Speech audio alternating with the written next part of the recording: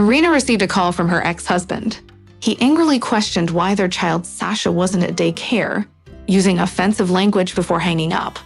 This was a common behavior from him, always insulting and then abruptly ending the conversation. Irina didn't bother calling him back. There was no point in subjecting herself to more insults and degradation. Divorce had been difficult, with unwarranted insults and baseless accusations coming from her ex-husband, who was surprised by Irina's newfound independence. He had expected her to come crawling back to him, submissive and helpless, but Irina didn't crawl back, and that infuriated him. In romantic movies, the tyrant spouse often realizes their wrongdoings, repents, and undergoes a complete transformation. Unfortunately, real life rarely mimicked such plots. When the victim, whom they once adored, slips out of their grasp, anger and annoyance ensue. The abuser wants them back in their place, to punish and ensure they never leave again. Vlad had subjected Irina to the same kind of humiliation and insult that prevails in dysfunctional families, with the head of the household believing they have complete control. Yet this power dissipates beyond the walls of their home. How could it not? The world around them is full of negativity and stupidity. An angry boss, annoying colleagues, a neighbor who disrupts with constant repairs, and a complaining grandmother across the street. But confronting these individuals is risky. Men may retaliate, and the elderly neighbor might resort to filing the police report. With frayed nerves, you come home seeking solace. A shower, a meal of pork chops and fried potatoes, a shot of ice-cold vodka, some television, and a nap to calm yourself down. Surprisingly, when you arrive home, your wife looks at you and asks for more money for groceries, even though you have already given her a significant amount from your paycheck. Your child is running around the room, pretending to be a horse, seemingly oblivious to any other games. Instead of the planned dinner, you are served pasta and sausages. When you make a fair comment about this, your wife dismisses it by saying that she doesn't have enough money to buy better quality meat. On top of all this, the rent needs to be paid, and the house is a mess. To add to the chaos, the neighbor is banging on the wall, yet your wife seems unfazed and continues to babble about money. It feels as though they expect money to magically appear out of thin air. It's tempting to react angrily to this frustrating situation. Perhaps a different approach is needed, rather than resorting to violence. Ira, feeling drained, used to silently cry in the bathroom while the washing machine was running. She was overwhelmed with thoughts on how to wisely manage the meager amount of money from her husband's salary. Ira anxiously counted down the days until she could return to work and regain some independence. However, their son Sashenka was frequently sick, which meant they couldn't get off sick leave. Ira worried that her boss would not tolerate the frequent absences caused by her son's illness, especially since their boss, Natalia Andreevna, had a reputation for being unsympathetic towards young female employees. Ira vividly remembered the disdainful expression on her boss's face before she went on maternity leave, along with the warning, "You'd better think twice about coming back. Finding a replacement for you is not something I want to bother with." The saying, "caught a chicken by its feathers," came to mind. Vlad, who grew up in an abusive household, took after his father in the treatment of his own family. The once cheerful and easygoing guy seemed to have disappeared. Where did he go? Now, an arrogant and confrontational person has taken his place. It's become a constant battle over trivial matters. A missing button leads to a war with broken dishes. Unsalted soup results in shouting throughout the entire house.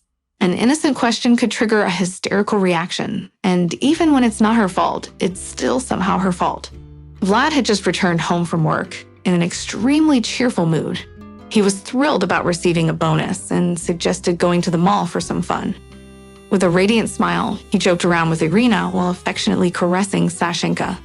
They gathered their things without any fuss and set off. The sun was shining, there were no traffic jams, and Sasha wasn't throwing any tantrums. Everything seemed perfect. However, as they reached the crowded parking lot at the mall, their once joyous atmosphere quickly changed. Vlad's face turned grim, and Irina and Sasha, sensing tension, became still. They circled the parking lot for 20 minutes, and Vlad started complaining. "Vlad, can't we just stop and wait? Someone will eventually leave, and then we can." Irina began to suggest, but she was abruptly interrupted by Vlad. "Shut your mouth, you idiot! Did anyone ask for your opinion?" he yelled. Irina and Sasha were trapped in the confined space of the car. Irina wanted to escape and run away, but she knew that if she tried, Vlad would forcefully push her back into the car and yell even louder, scaring their child. So she remained silent. Eventually, just as Irina predicted, a family finished their shopping and left the center, happily driving off in their green Ford. Finally, Vlad found a parking spot and parked the car. They got out of the car, and Irina opened the back door to unbuckle Sasha. She carefully placed him on the ground and then reached into the cabin to grab a bag of water and cookies for him. Unfortunately, what they feared would happen occurred. Sasha darted towards the center, completely oblivious to the large Jeep reversing out of the parking lot. In a state of shock, Irina ran after her child. "You idiot! You stupid woman! Can't you watch your kid?" The driver of the Jeep angrily shouted as he slammed on the brakes and leaned out of his window. Irina grabbed Sasha by the collar, her lips trembling with fear. Vlad rushed over and tightly gripped her forearm. "I apologize. I got distracted for a second, and this is the outcome." There was genuine regret on her husband's face. The driver of the Jeep impatiently accelerated and drove away, leaving Irina standing there, covered in splashes from a puddle. "That's enough of our outing," Vlad hissed. "Get in the car quickly." Sasha started crying, and Vlad raised his voice. Irina remained silent. She had heard all the hurtful words from Vlad, calling her a brainless chicken who nearly killed their son. As they approached their house, Vlad coldly uttered, "Get out." They obediently got out of the car, and as if he were the owner of an expensive foreign vehicle, Vlad speeded up and disappeared. Ira felt a sense of disappointment as she thought, he'll come back intoxicated and start the second part of the Marlison ballet. Slowly, she climbed the stairs, tightly holding the baby's hand. Opening the door and sitting on the bench, she found Sashka standing in front of her. "Sashak, let's go to Grandma's," Irina suggested. Sashka didn't object, responding with a repeated chant of Ada, Ada, Ada, Ada. However, the second part of the Marlison ballad never took place. Vlad returned to an empty apartment, causing his rage to intensify. His mother, who favored him, stood in the doorway with her arms folded across her chest. "Aha, okay. Oh, I see. You had another fight with Vladik," she remarked. Vlad was her favorite, charming, and handsome.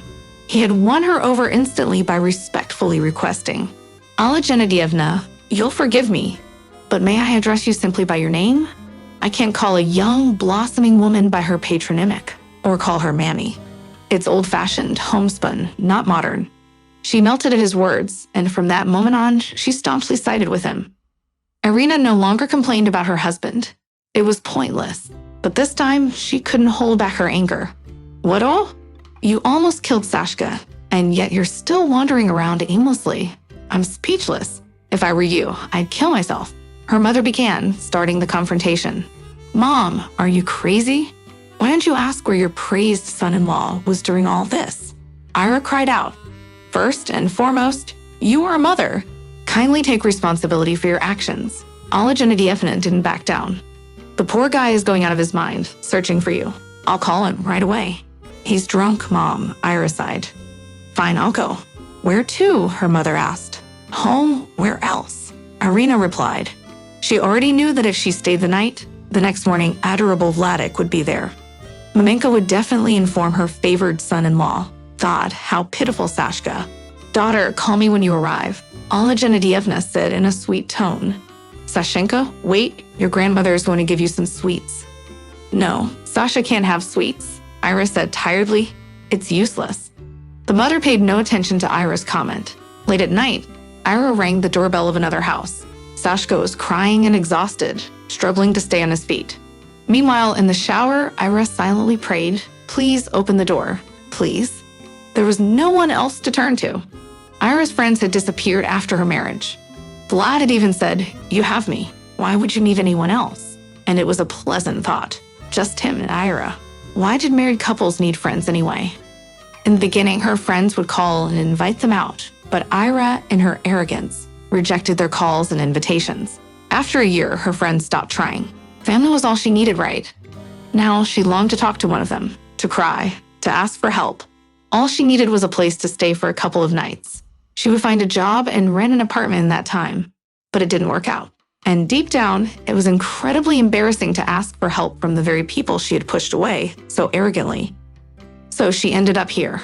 Her mother-in-law opened the door. Seeing Anna Alexeyevna, Irina was speechless. She had expected to see a shy and insignificant woman barely noticed on her wedding day. But Anna Alexeyevna was dull, uninteresting, and unattractively dressed. Irina didn't want to look in her direction. However, her father-in-law stood out against the backdrop of this unattractive and silent aunt.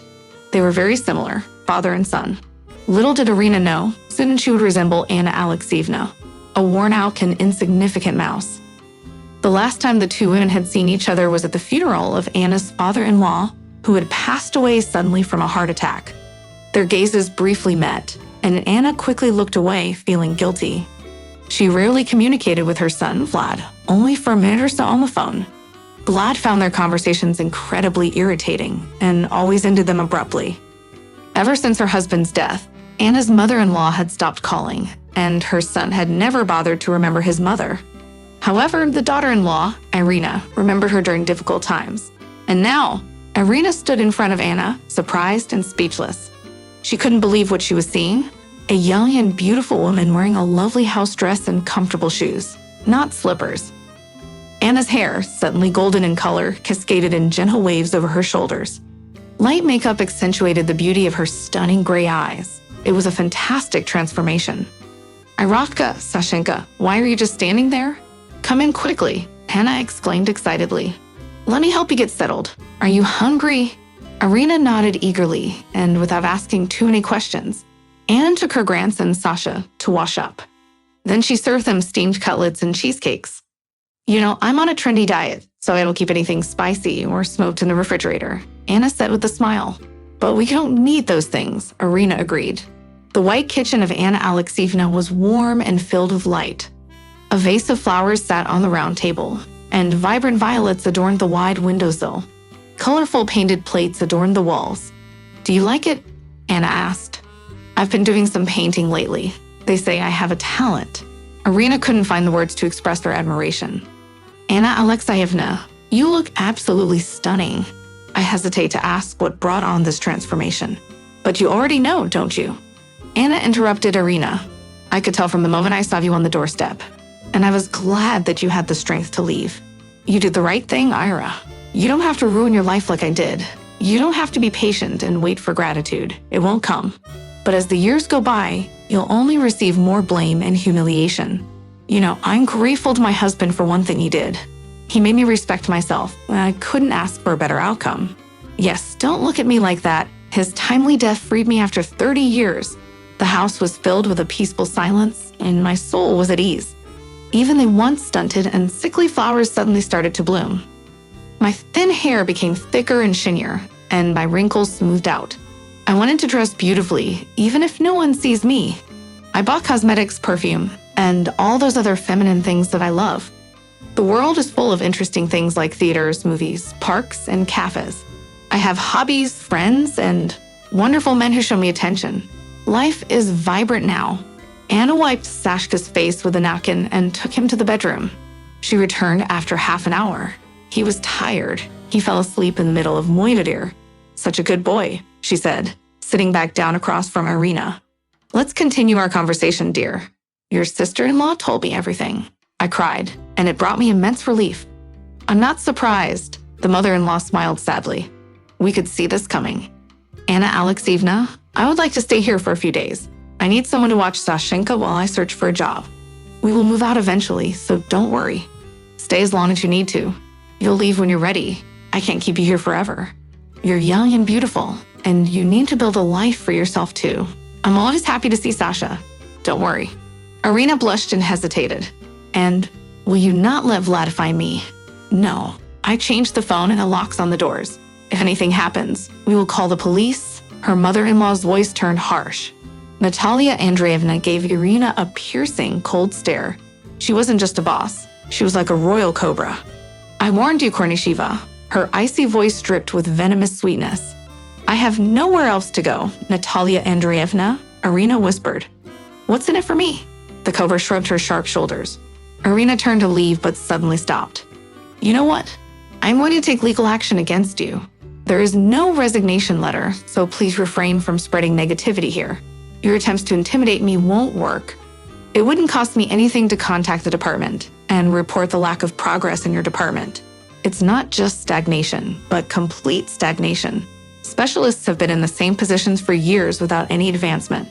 The office is outdated, stuck in the past century. The young woman took a deep breath and confidently left the room, her heels clicking against the floor. She hadn't expected to be so assertive. Wow, just one more week without her husband, and Irina would kick open the office door. She laughed cheerfully. As soon as she stepped outside, her phone and her purse started to ring. Ingrid Ivanovna, a voice that resembled a purring cat, called out, "Why are you so upset, my dear?" "I was just joking." "Great jokes," Irina replied sharply. "Well, it seems your nerves are a bit on edge," the voice teased. "Maternity leave has a negative impact on mother's mental state." Irina countered, "Natalia Andreevna, let's confirm the date for my return to work." Yes, the divorce had been challenging. Irina and Anna Alexeyevna had expected the worst from Vlad. Kidnapping Sashenka, dirty blackmail, a constant presence at their office and Anna Alexeyevna's house, even violence, just like in the news about domestic crimes. But Vlad quickly deflated and could only resort to making unpleasant phone calls. Irina had grown accustomed to it. They had to change kindergartens for Sashka. Vlad would surely still try to manipulate them in the most painful way. But for now, their grandson enjoyed the company of his loving grandmother. And she truly was loving, which is why Sashka whined and complained that Grandma Anya wouldn't give him any chocolate. Vlad, of course, attempted to manipulate his own mother. But when he faced a stern rebuff, he became confused, hesitant, and left without knowing what to say. Anna Alexeyevna was like a formidable goddess, a force to be reckoned with, not a timid mouse that he had been able to control since childhood. "Do not dare to come into this house," she thundered. "You have no place here. And don't you even think about bringing flowers. Arafka's fiancé is a freestyle wrestling champion. You won't stand a chance." Vlad proved to be a coward as he left without even inquiring about Sashenka. After this, Irina and Anna laughed extensively at the idea of Vlad being the imaginary groom, claiming to be a master of sports and freestyle wrestling. However, Anna Alexeyevna suddenly became serious and told Irina that she needed a man, even if it was just someone skilled at playing chess. Irina waved off the suggestion, stating that she wasn't ready and believed that they were already good together. They all got along well and had no reason to argue. 2 years passed, and Irina rapidly advanced in her career. The family's income was decent enough to purchase a mortgage apartment, go on vacations to the seaside, and live comfortably. Vlad faithfully paid alimony and no longer bothered Irina or Sasha. He even signed the divorce papers and remarried a year later. Apparently, his new wife didn't put up with his antics, and Vlad ended up with the wrong choice this time. Whenever he had complaints about his new wife, he sought comfort from his former mother-in-law, who pitied him and provided him with meals. Meanwhile, Irina started thinking about weddings, specifically about gifts for the young couple. Anna Alexeyevna, on the other hand, found a charming man to marry who happened to be her former classmate, someone who had loved her all throughout his life. "Looks like I finally caught him." Anna laughed, pleased with herself. Initially, she didn't want to legalize the relationship through marriage registration, but her groom begged her, even going down on one knee. Cleverly, Anna playfully threatened him that if she didn't like married life, they wouldn't hold on to the marriage registration stamp. In contrast, Irina enjoyed living alone and saw no need to rush into anything. She believed that everything would fall into place when the time is right.